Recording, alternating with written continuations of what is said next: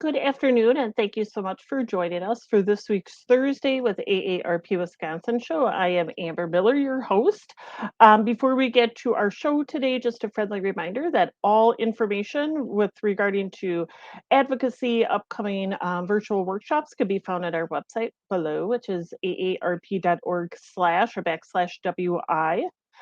Community connections, of course, if you are looking for volunteer opportunities within your neighborhood or maybe looking to create volunteer opportunities, you can go to the website below, which is aarpcommunityconnections.org. There you can also find information on the Friendly Voice initiative that launched last year, which is if you're looking to just hear a friendly voice on the other end. It's one of our trained AARP volunteers. You could be any age. You do not need to be an AARP member, and it is free of cost. You can put a request in for your loved one or for yourself, and then you can state how many times you would like a phone call from the volunteer. So you could find also that information at the website below or the phone number, which is 1-888-281-0145. And also, even though we are in a virtual world right now, we are still looking for great volunteers to join our AARP Wisconsin family. So if you're interested in volunteer opportunities, you could go to the website below, which is aarp.org/I want, and then the number 2 volunteer. So aarp.org/I want to volunteer. So there's information, and you can also apply for a volunteer position. You can also find volunteer information on the regular AARP Wisconsin website also. So even though today is the last day of September, we wanted to bring awareness to National Preparedness Month. And of course, this is, even though we highlighted just one month, it's something that we should be aware of every day. So I'd love to introduce our guest today, Becky Tiles, who is a volunteer with the American Red Cross of Wisconsin. Hello, Becky. Hello, good Thank you. afternoon. Thank you. And we appreciate so much that you're joining us today. And for our viewers, if you are watching this live, we will be taking questions and comments throughout the show. So you can post them below on the facebook.com page or YouTube page, and we'll get to them throughout the show.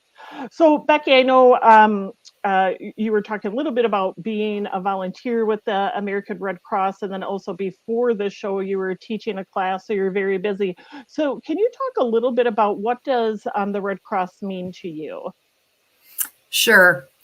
Just briefly, I have to say that, I volunteer because the Red Cross was there when I needed help. We had a house fire in the cold winter of 1982, 4 feet of snow on the ground and middle of the night. And we almost didn't get out of the house. So the Red Cross is right there to provide a little comfort and support. And so this is my give back. This is what I do to give back a little bit. I really believe that the things the Red Cross does and the information they have to share is extremely valuable and useful for our communities and families and our businesses. I started out just as a secretary answering the phone, basically as a receptionist. And I've done everything from disaster calls in the middle of the night for fires. It's very rewarding. And teaching Red Cross classes, working in shelters, deploying after floods and hurricanes. So it's very rewarding for me. Great.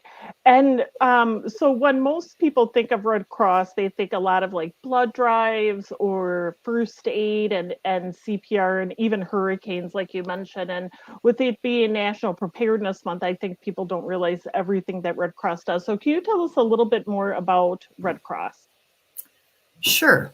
The Red Cross is really part of a very large volunteering network.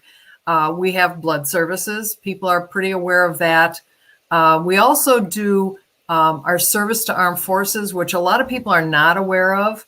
We are able to get in contact with service people when there's family issues. And we also have our disaster services. And I think in terms of Preparedness Month, the disaster services is really the focus of what we do. We respond to hurricanes and tornadoes and wildfires across the country and around the world, but we also respond to that kitchen fire, that home fire that happens right in your own neighborhood. And so we want people to know that we are here for them, and we have people that will help them.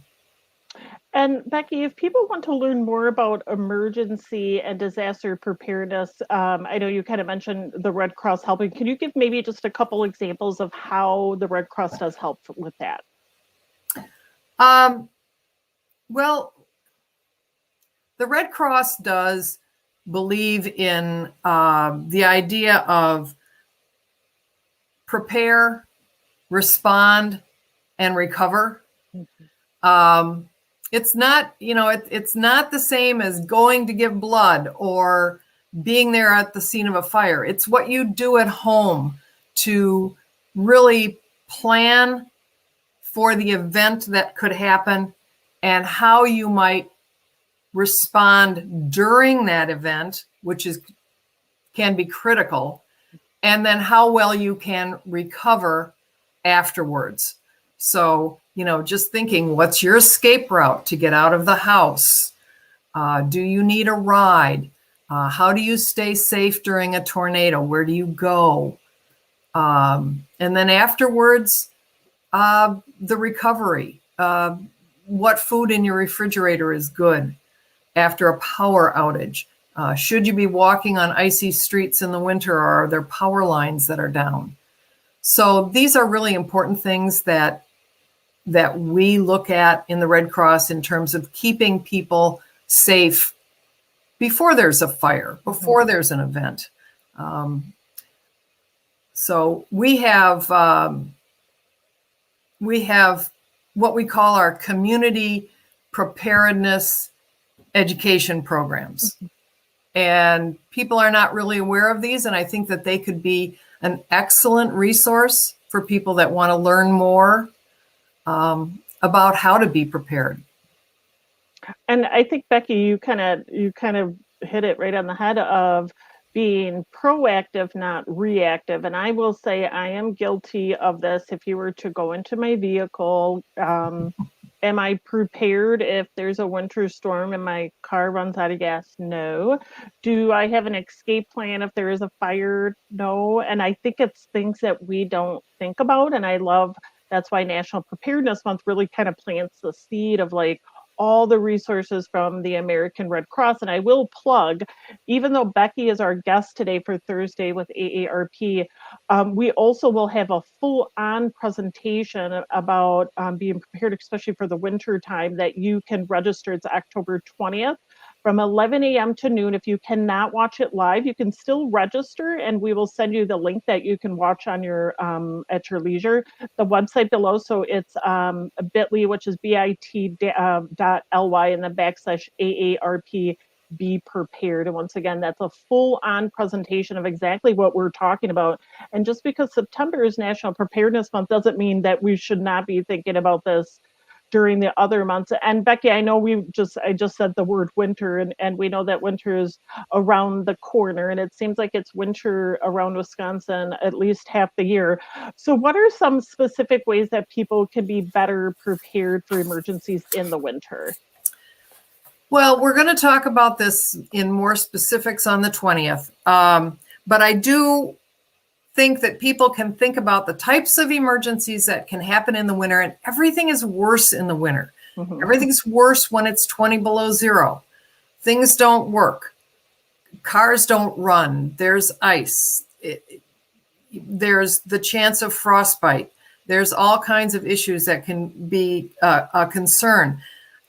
People should think about how to prepare for power outages. We don't have as many of those in cities because of underground wires and stuff, but in country, rural areas, we still do have a lot of power lines. And you were mentioning getting a kit.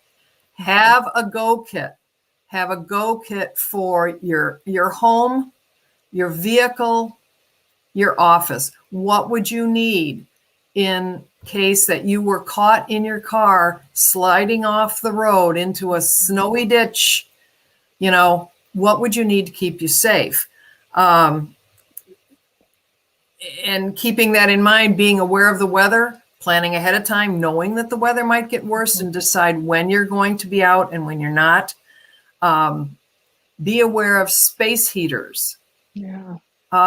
Space heaters cause an awful lot of fires, especially because there's cloth. People put them too close to cloth. The rule is 6 feet from the heat. Stay away. Yeah. Keep things away from the heat. Right. So space heaters and wood-burning fireplaces and wood stoves, people need to be very careful about those types of things in the wintertime. So there's so many things that you can do to really plan for the cold weather. And especially, Becky, we're just talking about just winter. This doesn't include everything else that happens year round. And it looks like we do have a question that we're going to bring up, and I'll read it. This is from Jim. So what are the most common disasters in Wisconsin that Red Cross responds to? And then second part of the question, do you have a checklist on your website of what folks should do to prepare for each of these disasters? Well, those are really good questions. As far as the types of disasters we respond to locally, definitely home fires, single family home fires, multiple family home fires, apartment fires, flooding when there's not necessarily just like an individual home flooding, but like if a river floods in Green Bay or down in Montello in that area, we get a lot of flooding of homes and whole areas like you see on television. In the deep South, we will see that kind of flooding up here too, where homes are really inaccessible because of the water buildup. Tornadoes that go through a specific areas with straight line winds that take out power. So there's a lot of things we respond to just locally. And the question about checklists. Yes. And I will put in a plug. The AARP does have good checklists also. Thank you. They do. And so if you go to redcross.org, you certainly can find checklists. If you go to redcross.org/fire, there'll be information on how to handle fires. So there's a lot of links. You get to scroll around a little bit, but that's the best place to go. And I will also plug again, October 20th, Becky will be talking in detail, a full workshop about different disasters and how you can be prepared. So once again, October 20th at the website below, you can register. It's from 11 a.m. to noon. It is virtual. If you cannot make it live, we can still register. We can send you the link so you can replay it, just because it's such valuable information. Right. Becky, so of course the information that you have given us, and people, once again, people don't think about this, and it's similar to when I first started with the AARP.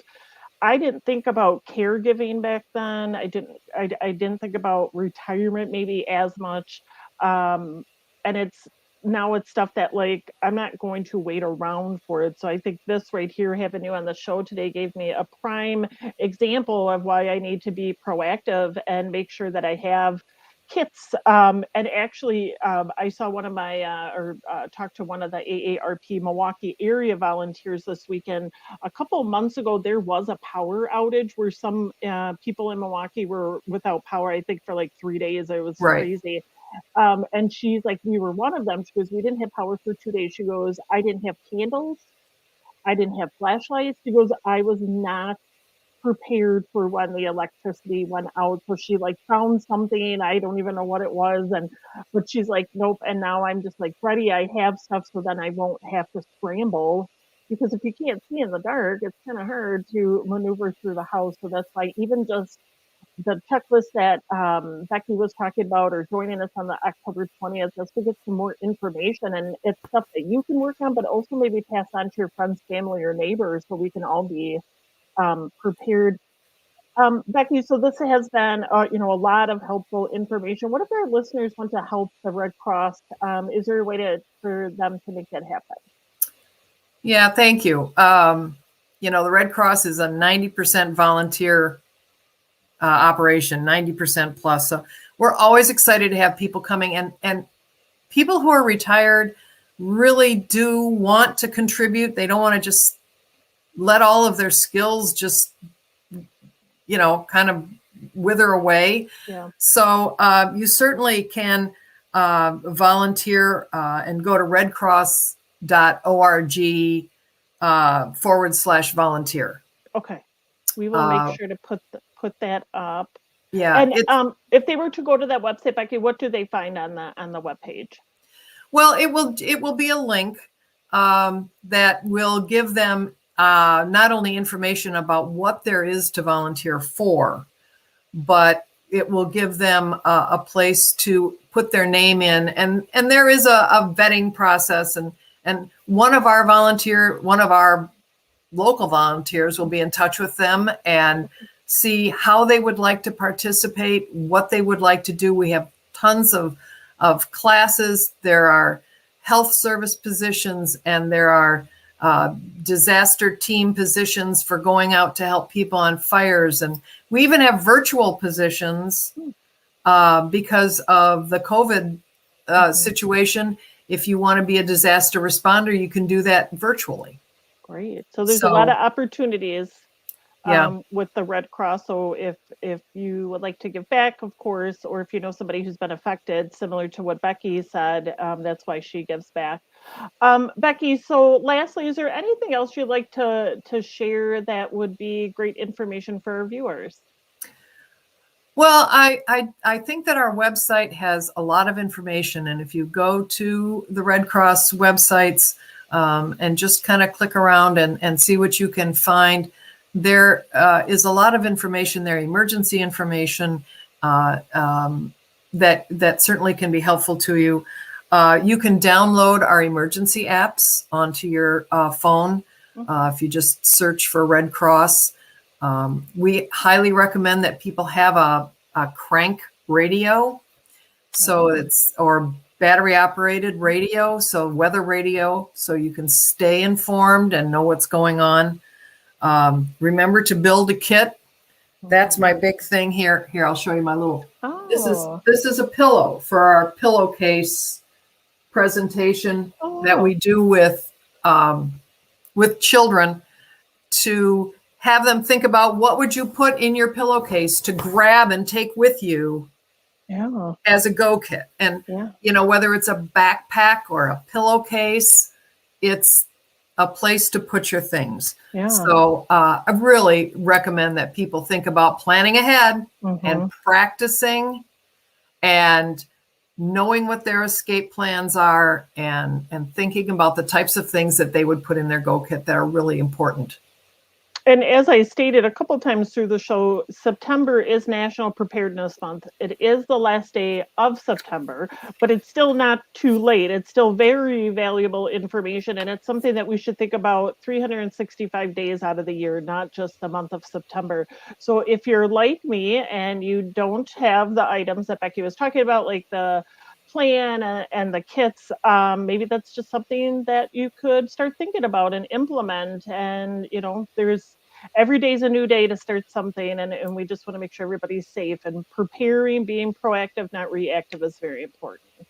Check your smoke alarms. Yes, we do them installs free. Check your batteries. Put a broomstick up there on the test button. Yes.